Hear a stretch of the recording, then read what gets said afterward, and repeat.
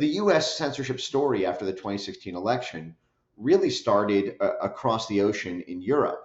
The I've mentioned several times here the role of the State Department, which is our diplomacy arm, and which is basically the older cousin of our intelligence services. The CIA is basically just the underside of the State Department, Hmm. and the State Department and the Pentagon are closely linked at all levels through the interagency. And so you had these State Department officials in November 2016 who were all expecting promotions when Hillary Clinton, the former Secretary of State, was supposed to win the presidential election. And then the 20-1 underdog, Donald Trump, wins. And instead of them getting promotions to the National Security Council, they all get unceremoniously fired. And at that point, they embarked on what I sort of refer to as the dirty diplomats roadshow. These folks, instead of going quietly back into the private sector or academia to do sort of organic political or theoretical work, they all moved into a sort of lobbying role to lobby their partners in Europe to pass censorship laws that would boomerang back on Americans in order to evade the First Amendment. And it's really kind of an incredible story how this all worked. You see, the State Department under Obama had already done this European roadshow for sanctions after the 2014 Crimea annexation. So they had all these connections with European regulators. They had already just recently twisted their arm to get them to spite their own economies in order to do favors for instruments of U.S. statecraft.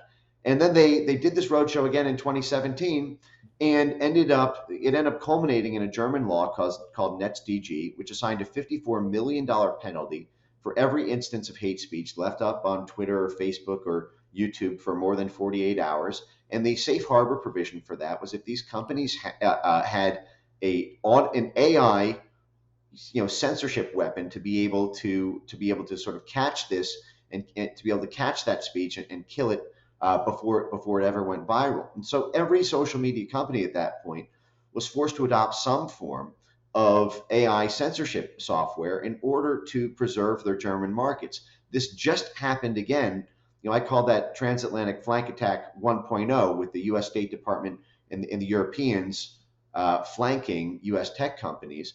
But then they just did it again last year with something called the EU Digital Services Act, which is the new EU censorship law, which is probably the number one existential threat to Elon Musk and X, not just this year, but for the entire decade to come, because that adds on top of hate speech a disinformation component, where if they do not get rid of disinformation that the EU says flags to them or says is a category disinformation, they either have to forfeit 6% of their global annual revenue, or they can't operate in Europe. And Europe is a bigger market than the US. There's 450 million people in the EU versus only 300 million some here.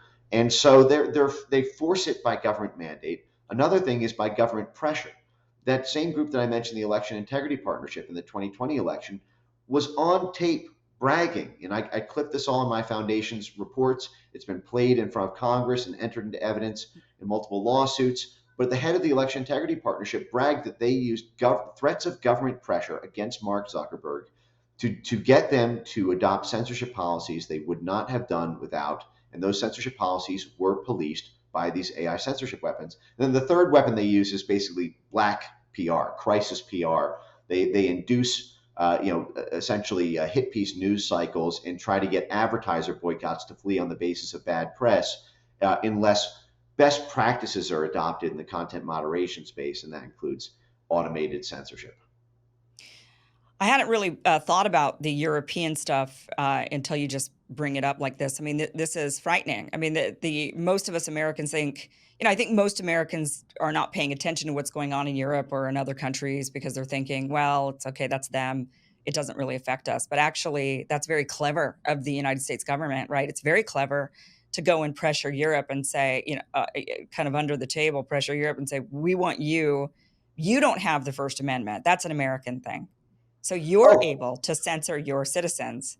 And so if you enact censorship laws, it of course will bleed over because what's Twitter going to do? Carve outs for Americans versus Europeans. I mean, they can't censor Americans, but they could kind of they can. I mean, it could be just part of their community standards, right? It's not the government doing it. Kim, it's amazing because what you just said I have all of these people on tape saying it just the way you said it. That that we have a you have these folks like Ambassador Dan Fried, 40 years in the State Department, board member on the CIA's preeminent cutout, the National Endowment for Democracy, who had served something like 6 or 7 presidents, but then was part of this Trump will end democracy cabal. He goes in February 2017. He leaves 40 years of high-ranking diplomacy. He was also the head sanctions coordinator for the Obama administration when they were taking on Russia after the Crimea annexation. So this is heavyweight of heavyweights of U.S. statecraft. Goes over to in February 2017, just 1 month into Trump's term, goes over to the Atlantic Council. The Atlantic Council is NATO's.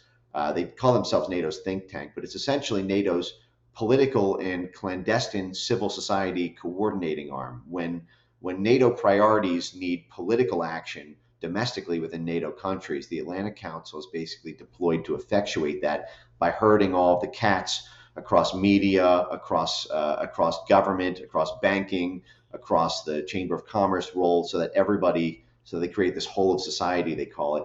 But Dan Fried then went over to the Atlantic Council, which has 7 CIA directors on its board, gets annual funding from the Pentagon, the State Department, and the National Endowment for Democracy, which had a formal partnership agreement, by the way, with Burisma to kick energy deals to Burisma, as NATO was propping them up as an instrument against Russia's Gazprom.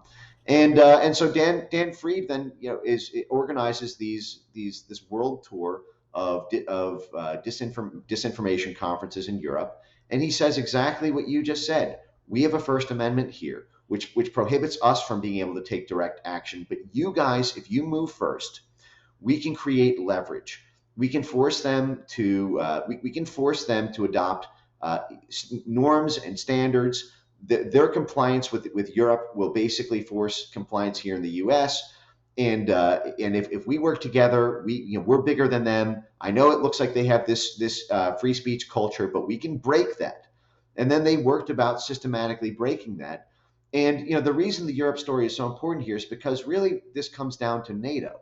I mean, what you see here upstream of the so many of the purely domestic appearing aspects of the censorship industry is the blob, the Ben Rhodes Obama deputy NSA national security advisor term for our foreign policy establishment, which is the Pentagon, the State Department, and our intelligence services.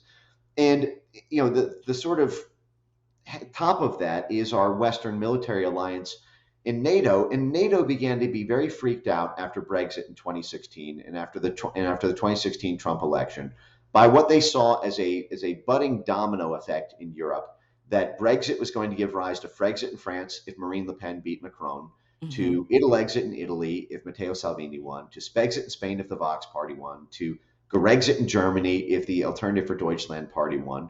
And so NATO switched from a doctrine that they literally called it from tanks to tweets, which said that we now need to think of war as being a hybrid of the kinetic and the political, because the biggest threat we face is not tanks, but actually tweets, and tweets that get populist parties elected to government who are NATO critical or who are EU skeptic. Because if the EU comes undone, NATO comes undone, because NATO is the military arm of the EU and the EU is the commercial arm of NATO. And without NATO, there's no enforcement arm for the IMF or the World Bank.